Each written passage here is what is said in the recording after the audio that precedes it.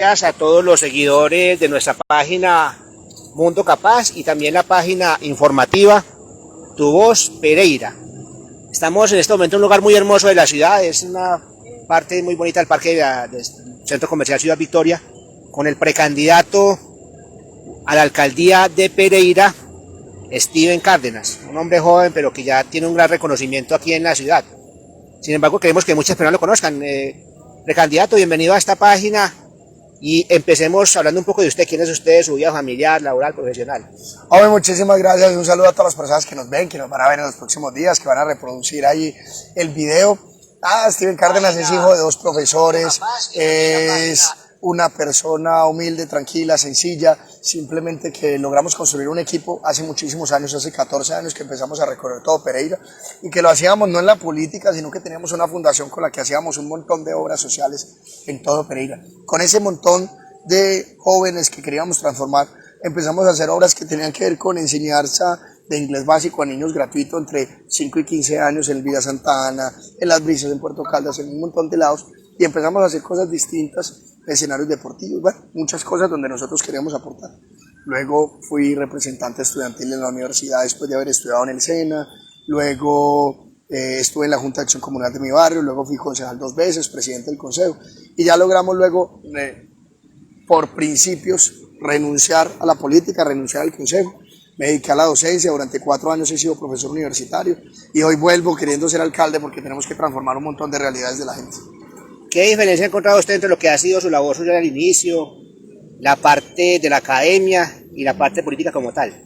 Yo creo que es conocer la ciudad, yo creo que todos los días uno se da cuenta de realidades distintas, yo creo que todos los días uno se da cuenta que no existe 1, 2, 3, 4, 5 o 20 grupos poblacionales, existen cientos de grupos poblacionales por los cuales hay que trabajar, no solamente de los temas de las personas con alguna discapacidad, no solamente las personas víctimas del conflicto, no solamente las personas madres comunitarias, o sea, encuentra uno facetas distintas en toda la ciudad, desde la academia, desde los liderazgos, desde la política, desde todo, y yo creo que eso es lo bonito, esa ha sido la gran diferencia, conocer a detalle cada calle y cada barrio. Usted en el consejo participó prácticamente por el Partido Conservador, después renunció y ahora en esa precandidatura vemos que está recogiendo firmas. Sí, señor. ¿Cuál es el objetivo con las firmas? ¿Están libres los partidos? ¿Está decepcionada la parte tradicional de la política o cuál es el objetivo? Cuando nosotros empezamos en la política todo el mundo pensaba que nosotros íbamos a perder. Ahora hay que explicarle a la gente cómo funciona. Para usted aspirar a algún cargo de elección, usted tiene que pedirle permiso a algún partido. Eso básicamente se llama el aval, tienen que darle su aval. Nosotros inicialmente lo hicimos por el Partido Conservador hace, ¿cuánto? En el 2015. Y todo el mundo pensaba que nosotros íbamos a perder porque teníamos nuestra estructura política y económica. Yo creo que por eso nos dieron el aval. Cuando nosotros ganamos empezamos a representar cosas distintas, hablamos de comunidad LGTBIQ+, hablamos de plan de respuesta al VIH, un montón de cosas. Y yo siento que nos volvimos una piedra en el zapato para el mismo partido. Logramos repetir, duplicamos votación, sacamos diputados, un montón de cosas. Y luego nos dijeron, es que los jefes políticos somos nosotros, otros allá. Una familia que secuestró el partido y nosotros dijimos no, yo no llegué para que otro tome decisiones por mí, no quiero tomar nuestras decisiones por la gente, así que renunciamos. Y hoy que volvimos, porque unos empresarios, los líderes, un montón de gente nos dijo que volviéramos y aspiráramos y nosotros estamos convencidos de poder hacerlo y de poder ganar y de que vamos a ganar, lo quisimos hacer con una regla clara. El alcalde no puede tener un jefe político, porque si algo le ha pasado estos 3 años y ellos quieren seguirlo perpetuando, es un alcalde que tenga que pedirle permiso para tomar una decisión sobre X tema al senador, al representante, al exalcalde, al otro. No, eso no puede pasar. El alcalde tiene que tomar decisiones, para eso se eligió. Como usted lo decía y lo hemos ido viendo, el ejercicio suyo de recoger firmas. Sí, señor. ¿Cuántas firmas debe recoger para tener un aval por parte de la ciudadanía en un movimiento que dice que somos? Somos la gente del campo, somos la gente de los barrios, somos la gente que quiere transformar la ciudad, somos gente distinta, no somos los mismos que han administrado, somos distintos y por eso queremos recoger firmas y ser candidatos independientes a la alcaldía de Pereira, hombre. Y vamos a recoger 50.000 efectivas. Eso nos lleva a un proceso de recoger 120.000 firmas para que con el filtro logremos ser alcaldes de Pereira, podamos representar a toda la ciudad y lograr transformar, dejarla un poquito mejor de la que nos deja. En un volante que usted ha estado repartiendo con su equipo de trabajo, un flyer, yo estuve revisando ahí un total de 13 puntos que usted ha tomado en cuenta para la recolección de firmas. Sí, señor. Pues, y los colocos porque todos son importantes, pero si usted le fuera a hablar de prioridades, ¿cuál de esos puntos es el prioritario? La primera prioridad es devolverle la grandeza a la ciudad en términos de planeación. Pereira es una ciudad que siempre se transformó y siempre se pensó en futuro. Cuando nosotros hace 60 años, 70 años, nuestros antepasados construyeron la Avenida Sur, no la construyeron para ellos, es que no tenían ni siquiera la capacidad en carros para eso. Cuando la construyeron en la 30 de agosto con 6 carriles, no la construyeron para eso, estaban pensando a futuro. Hoy Pereira no se piensa en los próximos 60, 70 años, hoy estábamos apagando incendios. Y parte de eso es la planeación, por ejemplo, en movilidad de puras glorietas, que hoy están absolutamente colapsadas porque no quisieron pensar a futuro en deprimidos, en elevados. Hoy la educación pasa lo mismo, como no piensan a futuro, no cambian los proyectos educativos e institucionales. Hoy los niños llevan un mes en paro y pasan muchísimas cosas. Como no pensamos a futuro, no pensamos en Villa Santana como la gran comuna 13, como nosotros sí lo estamos haciendo, sino que simplemente la piensan para intentar llevar el cable a un sistema de transporte. No, que tiene que ser autosostenible, por supuesto, y eso es lo que vamos a hacer.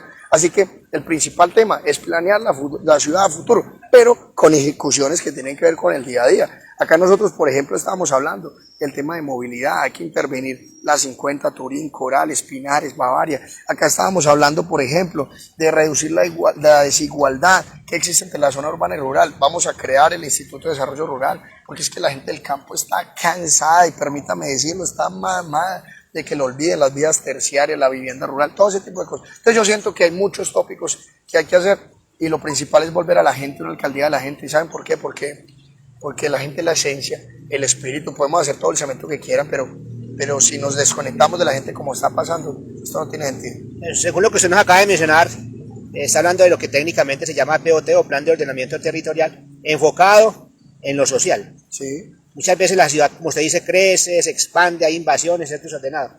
Pero ¿qué estrategias se deben tener para que la ciudad realmente crezca como usted lo propone? El plan de ordenamiento tiene que modificarse, tiene que ser un plan de ordenamiento de la gente. Y acuérdense que el plan de ordenamiento tiene que ver con el uso del suelo. Entonces nosotros tenemos que descentralizar la ciudad. Nosotros vamos a proponer, por ejemplo, 2 alcaldías satélites o menores, entre comillas, que es una para entre San Joaquín y Cerritos y la otra entre Kennedy y Villa Santana, entre ese sector del oriente y occidente, para lograr descentralizar un poco y desfocalizar un poco el tema que tiene toda la gente, que la gente pueda acceder a los servicios institucionales más cerca de la casa, que pueda mejorar su calidad de vida a la menor distancia posible. Eso es lo que tiene que pasar. Con todo eso tenemos que tomar medidas como por ejemplo que la cultura y el deporte logren llegar a los escenarios deportivos. Nosotros tenemos 355 escenarios deportivos propios del municipio. ¿Cuál de todos más olvidados? 250 son puras placas y están olvidados, sin luz, con poca oferta, se volvieron centros de consumo de sustancias psicoactivas. Ese tipo de cosas yo creo que nosotros tenemos que hacerlo. Vuelvo y juego, pensar en la gente, pensar en inversiones que no pueden ser fallidas. Yo para qué hago un centro vida o 2 centros vidas como lo hizo esta administración para tenerlos cerrados 3 años, 13.000 millones de pesos, eso no tiene sentido por ningún lado. Cuando usted habla de esos macroproyectos en inversión vial, por ejemplo, ahora se está llevando a cabo la Avenida de los Colibríes, se está proponiendo, ya está en ejecución para la obra de entre Álamos y la parte de acá de Pinares. Ajá. Y otros, ¿de qué manera se pueden financiar esos proyectos? Todos los proyectos que hoy están haciendo están financiándose con recursos propios y con crédito público. Horroroso, tenebroso. Una ciudad, una administración pública que no tiene cofinanciación es horrorosa, una administración absolutamente horrorosa. Ni Medellín ni Bogotá financian absolutamente todos sus proyectos. Para eso existe el papá y los abuelitos, es decir, para eso existe el departamento y el abuelito nación, que tiene como cofinanciar los proyectos. Hoy en el plan de desarrollo, por ejemplo, está el tema de la conexión vial Pereira-Dos Quebradas, explorar la posibilidad, tenemos que cofinanciarlos. Hoy nosotros tenemos que meterle la mano, por ejemplo, a la vía Pereira-Marsella, que tiene que ver con el corregimiento de Combia. Ahí nos tenemos que meter con la alcaldía de Marsella y con la gobernación de Risaralda, cómo vamos a cofinanciar. Los proyectos además mal ejecutados, como el de los Colibríes, que no están ni en 30% de ejecución, como el del aeropuerto, que era un cierre de 3 meses y va para año y medio, proyectos como el de Pinares, Álamos, que ni siquiera ha comenzado. Esos proyectos hay que cofinanciarlos, porque son proyectos que valen mucha plata. Los proyectos que nosotros ponemos son de 200.000 millones por lo mínimo, que son esas glorietas que hoy tenemos que remendar de errores del pasado porque se planearon mal, porque simplemente se pensó en el hoy, en cómo ejecutar. A nosotros nos toca el primer año casi que solucionar. La de los Colibríes ni siquiera tienen la tercera fase, no tienen la entrada ni la salida, porque los Colibríes desembocan en Coralina y luego en Corales, o sea que si hoy hay un trancón en Corales en 2 años es impresionante, pero la salida de Tacurumbí ni siquiera está. Entonces son proyectos que obviamente son válidos y que hay que hacerlos, pero que definitivamente el método de financiación tiene que ser cofinanciación. Hay que buscar al privado, hay que buscar a PPs, hay que buscar maneras distintas, mecanismos diferentes para lograr una ciudad mejor. Se habla de eficiencias financieras en lo que es el cable aéreo. ¿Eso cómo se puede remediar? ¿Está dispuesto a hacer otras líneas de cable hacia Bosqueras como se ha planeado? ¿Cómo El cable aéreo hoy está desfinanciado, tiene un cerco de déficit de 13, 14 mil millones del año. Lo primero que tenemos que hacer, y el megabús, ojo, porque el megacable está pegado al megabús.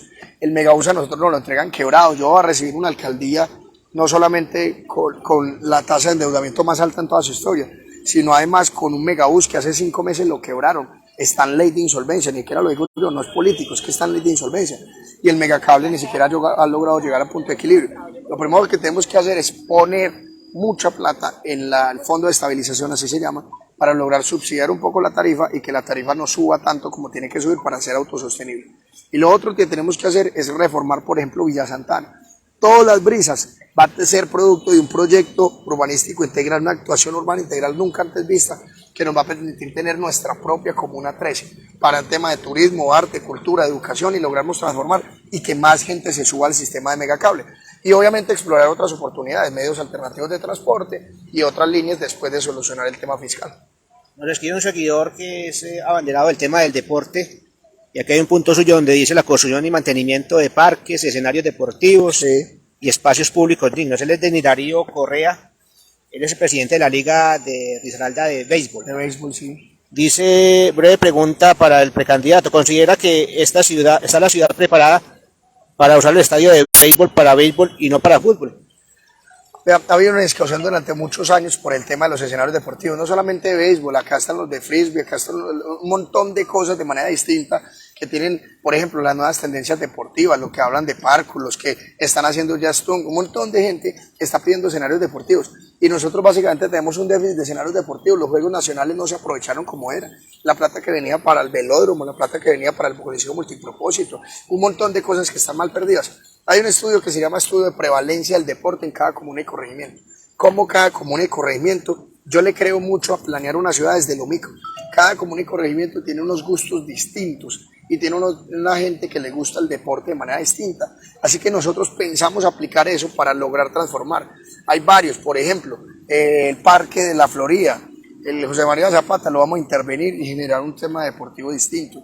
El tema del Jardín, Polideportivo del Jardín, el tema del Dorado, el tema de San Joaquín, el Gran Parque El Vergel, 22 hectáreas, y mucho más lo vamos a intervenir. Pero básicamente a la pregunta concreta, nosotros queremos que las ligas y los clubes nos ayuden, sobre todo los clubes que son competencia del municipio, las ligas del departamento, pero queremos que ellos nos ayuden a coadministrar los escenarios deportivos. Ya le dije, somos 355 escenarios deportivos en Pereira, todos olvidados, con mala iluminación, pues la mayoría olvidados con mala iluminación y con poca oferta. Si hay ligas y clubes responsables que logren a nosotros y a la ciudad generarle el enfoque, el impacto suficiente, con ellos tenemos que trabajar y coadministrar esos escenarios. Escenarios insignias como el Coliseo Mayor Rafael Cuartas Gaviria, el Coliseo Menor, las piscinas olímpicas durante 40 años estuvieron sin ningún mantenimiento o remodelación. Sí. Ahora la actual administración, pues en vista de los Juegos Nacionales y Paranacionales, sí, ha invertido pues con otros recursos de... ¿Qué piensa usted del tema de escenarios accesibles arquitectónicamente para personas en condición de discapacidad, más aún cuando también se van a jugar los Juegos Paranacionales? Tiene que pasar. Los juegos son nacionales y paranacionales. Tiene que pasar a exigirles a ellos. Más bien no, tiene que ser accesibles a ellos. Pero es que tiene que ser accesible para todas las personas. Por eso le digo que los escenarios toca planearlos. El Coliseo Menor ni siquiera tiene... Vamos a jugar juegos nacionales y ¿en dónde va a parquear la gente? Ni siquiera tenemos parqueaderos aledaños. Eso no cumple con normas, ni el Coliseo Mayor tampoco. Nosotros tenemos que hacer las cosas, pero perdóneme la expresión, las cosas no se pueden hacer a la guapachapanga como nos estamos acostumbrando a que hagan las cosas. Entonces hacemos el anillo longitudinal que era planteado, los 2 carriles ida. No, hagámoslo un carril ida y un carril vuelta. Ya se forma un trancón en la Belalcázar. Entonces hagamos el Coliseo Menor porque tenemos un montón de... No, pero entonces tumbemos esto y hagámoslo chiquito porque entonces no nos alcanza ni el tiempo. No, eso no puede ser. Hoy los niños de La Carlota al lado de una profesora se desmayó hace una semana porque el sonido ni siquiera quisieron desalojar bien a la gente, o sea, desplazar que hubiera un plan B para que los niños puedan acceder a la educación mientras que están reconstruyendo. Yo creo que ese tipo de cosas no puede pasar. Y obviamente, volviendo a la pregunta, es que usted es tan pereirano como yo. Todas las personas que tienen alguna discapacidad, no solamente motoras, sino en el tema de temas cognitivos y otros más, tienen absolutamente todo el derecho a disfrutar de una ciudad. Que nosotros no tengamos hoy rampas, que no tengamos un montón de acceso, tenemos. ¿Cuántos puentes peatonales nosotros queremos, por ejemplo, en la avenida 30 de agosto, poner que tengan acceso de rampas, para poder además que el flujo de los vehículos sea mucho más eficiente? Eso tiene que pasar.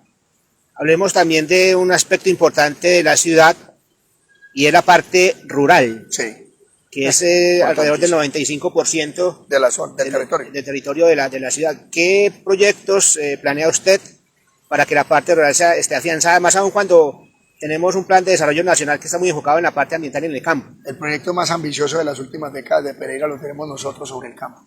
Vamos a crear el Instituto de Desarrollo Rural de Pereira, para que ese Instituto de Desarrollo Rural sea a cargo, tenga a cargo las vías terciarias, tenga a cargo los pozos sépticos, los acueductos comunitarios, tenga a cargo la vivienda rural y los mejoramientos integrales rurales que nosotros vamos a hacer en el campo.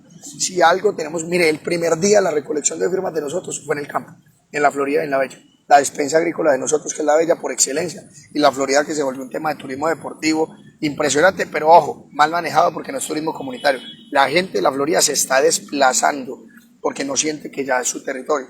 Allá tenemos que hacer mucho urbanismo táctico, mucho trabajo con la comunidad, tenemos que desarrollarnos para el turismo, pero tenemos que avanzar. En el cambio, por ejemplo, de luminarias que vamos a hacer en Pereira, que vamos a cambiar 30.500, vamos a repotenciar 30.500, casi 7.000 la queremos dirigir exclusivamente, repotenciadas las queremos dirigir, por ejemplo, para la zona rural, para que sea una zona rural visible, iluminada, fresca, pero además queremos hacer un plan de placabelas impresionante. Hoy esta administración hace 1 kilómetro de placabelas al año. Tenemos 650 kilómetros de vías rurales. O sea, con 200 que hoy pueden haber pavimentadas, nos vamos a demorar 450 años. Eso es un insulto para cualquier campesino. Si yo vivo en el campo, hombre, yo tengo una casita en Barbas, ¿cómo le ocurre que me van a decir que en 450 años yo voy a contar con eso? No es justo. Acá nosotros tenemos que avanzar a mayor ritmo. Una ex candidata a la gobernación esta semana planteó en sus redes sociales a los precandidatos qué pensaban sobre el mejoramiento de la cuenca del río Tum en la parte ambiental para los beneficios de los campos y para que no haya contaminación en la ciudad. ¿Usted qué piensa de ese tema? Hay que hacer el gran proyecto. Vea, hay dos proyectos que tienen que ver muy fuerte con el tema del río Tum. Uno, la PETAR, que es un proyecto bellísimo, impresionante, que esta administración dejó perder por fallas administrativas. No por nada más, fue por fallas administrativas. Pereira y Manizales arrancaron al mismo tiempo la construcción del PETAR o el planteamiento del proyecto. Manizales solo está construyendo, Pereira no. Y los dos pasamos por pandemia, los dos pasamos por dólares, por falla administrativa acaba de tumbar. Se cayó el proyecto. Vamos a resucitarlo, hay que hacerlo. Primer proyecto. Segundo proyecto, Gran Malecón del Río Tum. El Gran Malecón no solamente la doble calzada de la avenida del río, tampoco solamente la reubicación. No, es un tema de saneamiento hídrico, es de repensar el desarrollo de la ciudad mirando al río, mirando la naturaleza. Por eso el Parque El Vergel es nuestra gran apuesta. Ese tipo de cosas como el Malecón del Río es un proyecto de 16 kilómetros, enterito. No es un proyecto de ni uno ni de dos, no, es un proyecto enterito de 16 kilómetros. Y el tercer punto es que con Aguas y con Más tenemos que seguir haciendo el tema junto con la cárcel de la protección arriba, en la cuenca, digamos que alta, del río Tum. Nosotros tenemos que generar un tema de protección ambiental muy fuerte, con compra de predios y con mucho control sobre los restaurantes, sobre la actividad comercial que se desarrolla, digamos que al lado del río. Haciendo un paréntesis, cuando el precandidato habla de la PETAR, que son términos que a veces son muy técnicos para nosotros, es el plan de tratamiento de aguas residuales, para que se maneje estos residuos de la mejor manera. Precandidato, hablemos de un tema que a los seguidores de la página siempre están pendientes de él, es el tema de inclusión en la parte de la población en condición de discapacidad, movilidad reducida. Sí, señor. O sea, ¿cuáles serían sus proyectos macro con relación a la inclusión en el tema laboral, educativo, de salud, en estos temas de discapacidad? Primero, en el tema de urbanismo, nosotros tenemos un plan de urbanismo muy fuerte en toda la ciudad. Eso significa que nosotros tenemos que generar una ciudad cómoda para la gente. En la zona céntrica, por ejemplo, nosotros tenemos que hacer una ciudad mucho más caminable. Y cuando hablo de caminable, también digo que lo puedan dos sillitas, también pueda ser rodable. Exacto. Entonces tenemos que tener acceso, tenemos que tener los puentes y las calles. Mire, yo doy clases en la Andina y yo me voy caminando desde acá, desde el Victoria para allá. A veces por el puente, por la callecita me toca un peatón. Usted no avanza. Si yo no avanzo, usted menos en la silla. Ese tipo de peatonales tiene que avanzarse mucho más, tiene que ser pensados en absolutamente todo el mundo. Pero además digamos que en la inclusión laboral, ¿qué más? En lo que tiene que ver con inclusión, nosotros acá tenemos que dar beneficios para eso, lo vamos a otorgar desde la misma administración municipal, en donde nosotros con nuestros tributos internos, nosotros la ley nos permite empezar a generar algunos accesos. Digamos que a futuro ya los vamos a decir más públicamente, porque todavía no lo puedo sacar públicamente, pero en su momento sí lo vamos a hacer como una apuesta de emprendimiento y de generación de empleo versus un tema de integración, de inclusión. Y no solamente en el tema laboral, en el tema urbanístico, en el tema de educación. Es que cuando yo como alcalde tengo que garantizar los proyectos de inclusión que antes eran necesidades educativas especiales y todo eso, los tengo que garantizar desde el día cero, no puede haber interrupción. Si yo genero interrupción, ¿qué más? Si yo genero interrupción, básicamente los procesos se me empiezan a cortar. Un niño que tenga una discapacidad cognitiva, que no tenga un psicólogo no el año, sino solamente 5, 3 meses, pues es un niño que no se va a desarrollar de buena manera. Y lo mismo pasa con un montón de situaciones. La población en condición de discapacidad en promedio, pues a nivel mundial, de país y de esa región no es ajena a ese tema, es de un 6% más o menos. También hay que contar las personas que son cuidadoras, porque muchas personas en condición de discapacidad requieren de un cuidador. Y contar las personas que van avanzando en edad, que también llegan a una discapacidad, es alrededor del 15%. Mire, por ejemplo, con los cuidadores nosotros queremos sacar un programa. Yo le voy a decir, hay una historia de una niña que se llama Lía. Yo lo dije en el lanzamiento, lo dije en el anuncio. Yo quiero trabajar con Lía. Más que trabajar con Lía, es que Lía es el caso que mi administración va a demostrar eso. Lía es una niña que tiene 9 años, tiene 2 enfermedades huérfanas, tiene problemas de discapacidad en las dos, reducida, cognitiva, y un montón de cosas. Y yo creo que la mamá de Lía es esas personas, básicamente lo llamamos cuidadores. Cuidadores que son absolutamente desconocidos en toda la faz, no tienen una ayuda, no tienen un auxilio, no participan en nada, pero son personas que tienen el cielo ganado. Usted se tiene que salir de trabajar, usted tiene que sacrificar todo por cuidar 24/7 a esa persona. A esas personas tenemos que ayudarlas, tenemos que incluirlas en proyectos productivos desde casa, tenemos que incluirlos desde proyectos freelance con algunas empresas privadas, tenemos que incluirlos dentro de las ayudas humanitarias que nosotros hacemos. Definitivamente los cuidadores son personas que tenemos que ayudarle muchísimo a la administración. Y en la parte de la administración como tal, en el acceso al empleo, ¿está dispuesto a cubrir la cuota que se decide de 2-3% de empleados con discapacidad en la administración? Yo cuando hice parte de un partido lo hice porque el partido tiene que ver con palabras como orden, autoridad y como cumplirse a la ley. Yo soy abogado, economista, yo doy clases de derecho. ¿Qué tal uno fuera no cumpliendo las cosas mínimas que tiene que hacer? Como la participación femenina, eso hay que cumplirlo. Es que acá acá estamos llenos de leyes, o no se cumplen. O sea, nosotros tenemos que llegar a cumplir, no me pueden parar, no me puede, tenemos que contratar, tenemos que hacerlo, o sea, eso es lo que hay que hacer. Bueno, hay muchos temas que tal vez quedan por tocar, ustedes están empezando en esta carrera, estamos como en el primer tiempo del partido. Vamos haciéndole. ¿Usted está dispuesto a llegar hasta el final o de pronto adherirse a otro candidato más adelante? ¿Sabe cuándo yo termino? Yo termino el 31 de diciembre y haga la cuenta. 24, 25, 26, 27. El 31 de diciembre del 2027 yo termino mi mandato. Ese día me bajo. Porque hablan los mentideros en las redes que se está compuesto con Mauricio Salazar, que una adhesión, que una... Han buscado mucha gente de muchos partidos. Estamos listos, bienvenidos todos acá porque nosotros entre la diferencia construimos. Nosotros somos berracos para eso, entre todos somos capaces de construir, pero nosotros vamos a ser alcaldes, está clarísimo. Finalmente entonces, en síntesis, ¿por qué apoyar a Steven Cárdenas y cuál es el proyecto que quiere dar como bandera en caso de llegar a la administración?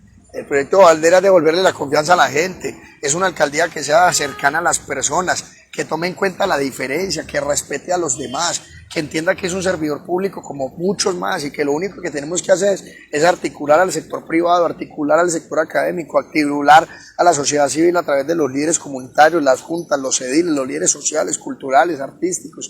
Va a encontrar un alcalde definitivamente que tenga planeación y visión de ciudad, que conozca, que le quepa en la cabeza y la de su equipo, definitivamente le quepa en la cabeza la ciudad, que tome en cuenta los errores del pasado, que construya sobre lo ya construido, que siga para adelante en las cosas que se están haciendo bien, pero en las cosas malas definitivamente retome el camino y volvamos otra vez a soñar con una ciudad que tiene que ser y es el epicentro de la ciudad del occidente de todo el país. Bueno, ya saben, Steven Cárdenas, uno de los precandidatos que tiene una gran fuerza para aspirar a la alcaldía de la ciudad de Pereira. Estaremos hablando con otras oportunidades. Muchas gracias a todos por estar ahí pendientes y estaremos respondiendo después preguntas. Hasta luego. Chao, pues.